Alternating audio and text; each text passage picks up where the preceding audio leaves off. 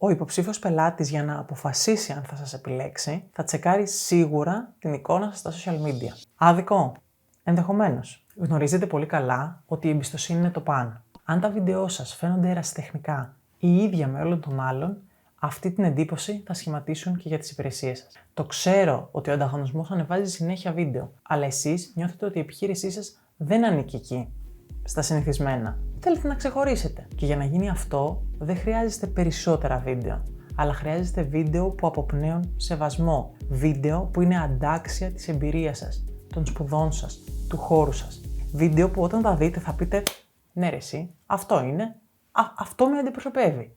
Βίντεο που θα είναι εσείς, γιατί μην ξεχνάτε ότι εσείς είστε το brand. Δεν είναι το λογότυπο, είστε εσείς. Ο τρόπος που μεταχειρίζετε τους πελάτες σας.